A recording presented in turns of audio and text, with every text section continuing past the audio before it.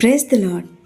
నజరేయుడైన యేసుక్రీస్తు నామమున మీ అందరికీ వందనములు తెలుపుతూ, యేసుతో ప్రయాణం అనబడిన మన యూట్యూబ్ ఛానల్కి మీ అందరినీ ఆహ్వానిస్తున్నాను. ఈరోజు వీడియోలో నేను బైబిల్లోని మరొక నిజ సంఘటనతో మీ ముందుకు వచ్చాను. మరి వీడియోని స్టార్ట్ చేసే ముందు మీరంతా మన యూట్యూబ్ ఛానల్ని సబ్స్క్రైబ్ చేసుకొని ఈ వీడియోని లైక్ చేయవలసిందిగా చిన్న మనవి చేస్తున్నాను. ఇంకా మనం ఇప్పుడు వీడియోని స్టార్ట్ చేద్దాం. ఇది గిద్యోను చరిత్ర. నేను మీకు ఈ వీడియోలో గిద్యోనును గురించి వివరించాలనుకుంటున్నాను. గిద్యోనుకు సంబంధించిన సంఘటన బైబిల్ నందు న్యాయాధిపతుల గ్రంథం 6వ అధ్యాయంలో మనకు కనబడుతుంది. ఈ సంఘటన ఇశ్రాయేలు దేశంలో అసలు రాజులే లేని సమయంలోనిది. మరియు ఇశ్రాయేలీయులు 7 సంవత్సరముల నుండి మిద్యానీయులకు బానిసలుగా ఉంటూ వస్తున్న సమయం అది. వీరి బానిసత్వానికి అసలు కారణం ఏంటనగా, ఇశ్రాయేలీయులు కానాను దేశమునకు చేరుకొనిన తరువాత వారు యెహోవా దృష్టికి అసహ్యము పుట్టించు హేయమైన పాపపు క్రియలు అనగా విగ్రహారాధన చేయుట. ఈ హేయపు క్రియలను బట్టి దేవుడు కోప్పడి మిద్యానీయులకు బానిసలుగా ఇశ్రాయేలీయులను అప్పగించారు. మరియు మిద్యానీయులు ఇశ్రాయేలీయులపై పాలన చేస్తూ వచ్చారు. మిద్యానీయులు ఇశ్రాయేలీయులపై 7 సంవత్సరాలు పాలించారు. మరియు వారు ఇశ్రాయేలీయులను చాలా ఇబ్బంది పెడుతూ ఉండేవారు.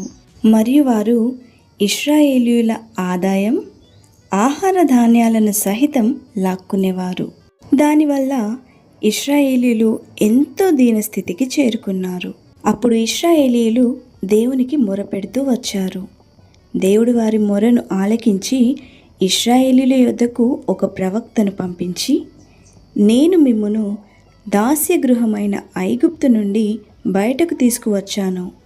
మరియు మిమ్మును బాధించే ఐగుప్తీయుల చేతిలో నుండి నేనే విడిపించి తిని, అంతేకాక వారి దేశమును నేను మీకు అప్పగించాను.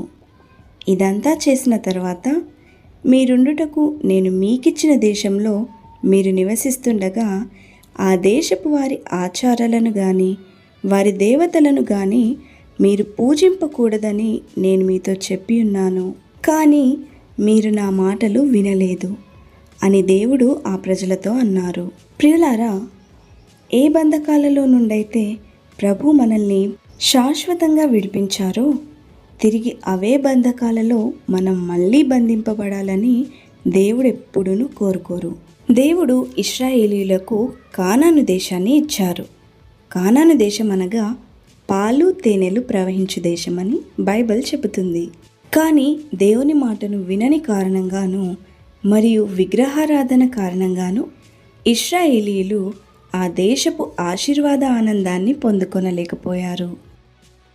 ఈలాగుననే దేవుడు మనకు పరలోక ఆశీస్సులను ప్రసాదించారు. కానీ మనం మన చెడ్డ పనులు మరియు పాపముల కారణంగా దేవుడిచ్చు ఆశీర్వాదాలను పోగొట్టుకుంటున్నాము. ప్రియులారా, ఒక మాట మాత్రం మీ జీవితాంతం గుర్తుపెట్టుకోండి. అదేమనగా, పాపమనున్నది నిత్యం మనకు బానిసత్వాన్నే ఇస్తుంది. కానీ దేవుడు క్రీస్తులో మనలను స్వతంత్రులనుగా చేసి ఉన్నారు. మళ్ళీ మనం బానిసత్వంలో ఉండుటను దేవుడు ఇష్టపడరు.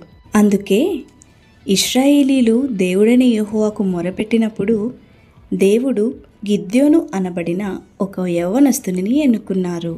ఈ యవ్వనస్తుడు ఎవరనగా, అబీయెజ్రీయుడైన యోవాషు కుమారుడు.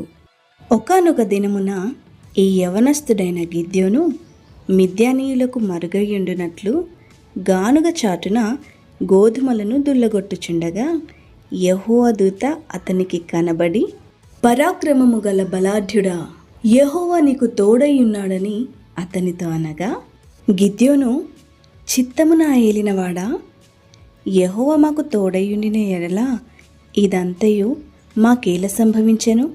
యెహోవా ఐగుప్తులో నుండి మమ్మల్ని రప్పించెనని చెప్పుచు మా పితరులు మాకు వివరించిన ఆయన అద్భుత కార్యములన్నీ ఏమాయను? యెహోవా మమ్మను విడిచిపెట్టి మిద్యానీయుల చేతికి మమ్మను అప్పగించెనని అతనితో చెప్పెను.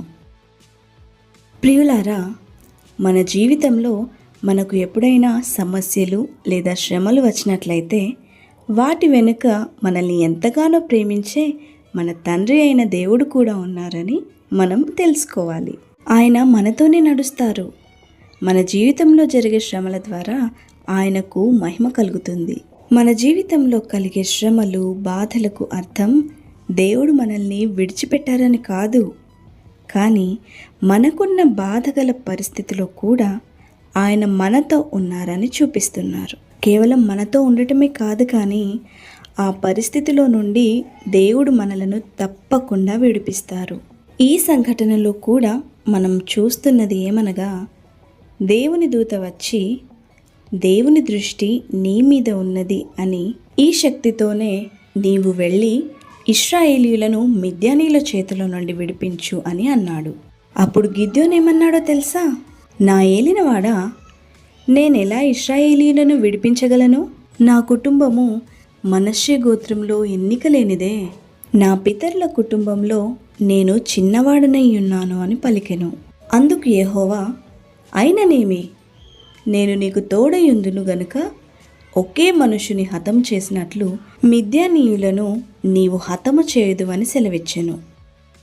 ప్రియులారా, గిద్యోను దేవుడు తనకిచ్చిన కార్యమునకు అర్హుడుగా తనను తాను భావించలేదు. ఇక్కడ తనొక అయోగ్యుడిగా తనను తాను భావిస్తున్నాడు.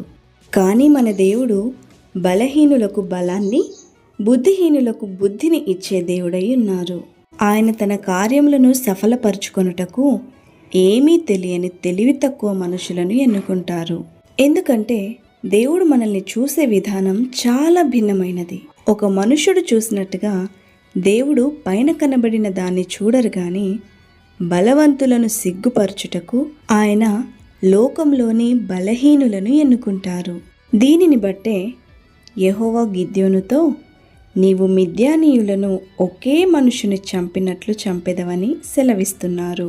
దేవుడు తన కార్యము కొరకు మనల్ని ఏర్పరచుకొని తన శక్తి కొలది మనకు విజయాన్ని ఇస్తారు మరియు మనలను ప్రభావశాలులుగా మారుస్తారు.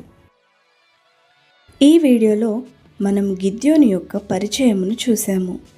దేవుడు గిద్యోనుతో ఏ విధంగా తన కార్యమును చేయిస్తారో మరియు గిద్యోను పెట్టే షరతులు ఏమిటో, అవి ఎలా నెరవేర్చబడతాయో ఈ వీడియో యొక్క సెకండ్ పార్ట్లో చూద్దాం.